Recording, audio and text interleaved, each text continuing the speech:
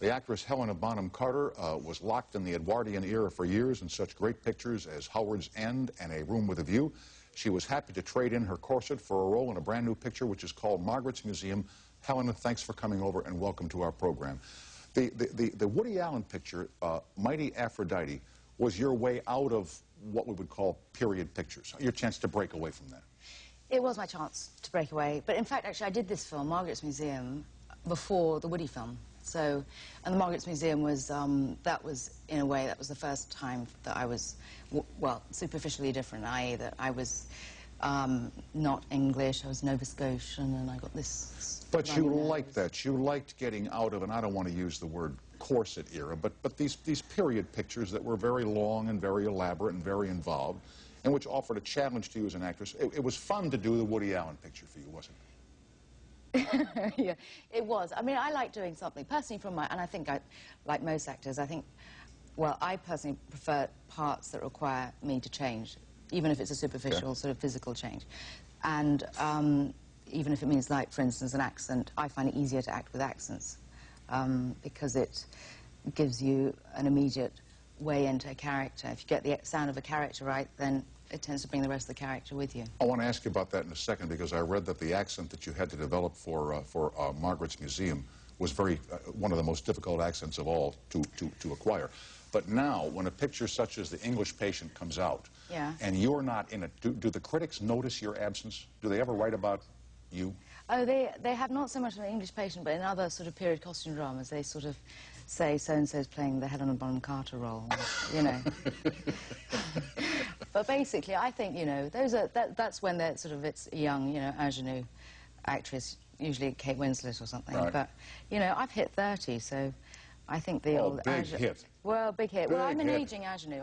I've read that lately. Oh, have you? That was the latest description in some article, that I'm a geriatric ingenue. And frankly, I don't really mind, because I prefer playing...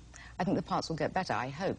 You know, that's another story about women's parts and things and everything. But on the whole, I didn't really enjoy playing those ingenues. And now, in Margaret's Museum, the broadside, the publicity sheet that comes with it describes this character, Margaret, as bawdy, foul-mouthed, a woman who is determined not to follow her predecessor women in living the coal miner's wife's life. True? Yeah, fair enough. And in reading about the making of this picture, I read some quotes by your dialogue coach, in which it was said that you picked up what is probably one of the toughest dialects of all to master, and which is the one that they're talking about? It's a Nova Scotian accent. The whole story takes place in Cape Breton, and the accent is very odd because one, well, it's a hybrid of sort of mixtures of Canadian sounds and Irish sounds, although they're all of Scottish descent, so God knows why they sound Irish, but they do. And so it can sound, if you're doing it right, it can sound as if you're doing two accents badly. But that's if you're doing it right. But then again, there's something, the flip side, though, of doing the accent is that no one really knows what the hell it sounds like anyway, so even if you get it wrong... True. It didn't really matter. So I'm sure I floated, you know, halfway across the world in that accent from time to time, but it sounded sort of authentic because it sounds so wildly odd. I've got just a little snip of film here that probably will demonstrate what you're talking about. Is there something we need to know about this scene before I show it? I'm not so sure. I think it's basically, I'm wooed in this film. Margaret's wooed by this 6'6" character, Neil, and he plays the bagpipes, and that's, I think, all you need to know. Okay, here then is a bit of the picture with Helena Bonham Carter, Margaret's Museum. Has a woman ever gone down on the pit? You want to be a miner? I'd rather be a worm. I got fired on purpose. I'll never go under the ground again. What do you do? There's nothing else.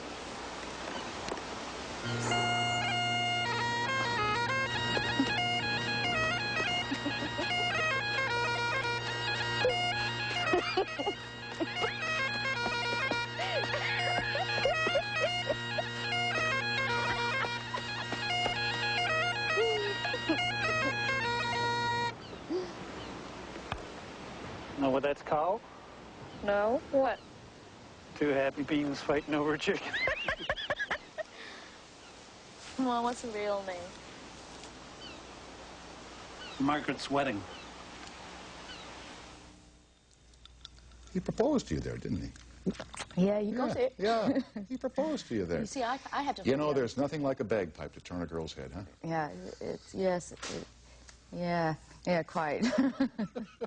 I had difficulty, for instance, understanding what the hell I said during that scene, but it is an odd accent. I'd forgotten how odd it was.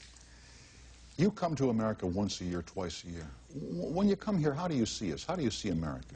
Because you don't live here, but you visit. No, I don't. I think it's like a big theme park. I mean, that's how sort of... I have a great fun here, probably because I don't live here, so... And I know I'm getting out. But it's... no, I love it. I mean, there are different parts of America. I do it. You know, there's the LA bit, and then I was in New York earlier this week, and then Boston before. But... do you get to small towns at all, like Madison, Wisconsin, or Athens, Georgia, or Memphis, Tennessee? No, I can't say. No, not yet. Perhaps I should do those, too. But I'm sure they're wildly different from the other three towns. Yes, they are. And as exciting or dazzling as Manhattan or Los Angeles might be, there's a certain charm in smaller cities in America that has a great warmth to it. Yeah, no, I like small communities, rather like old Cape Breton. Yeah. Let me pause for a commercial. We're chatting here with Helena Bonham Carter. The picture is called Margaret's Museum, and we'll be right back after these messages.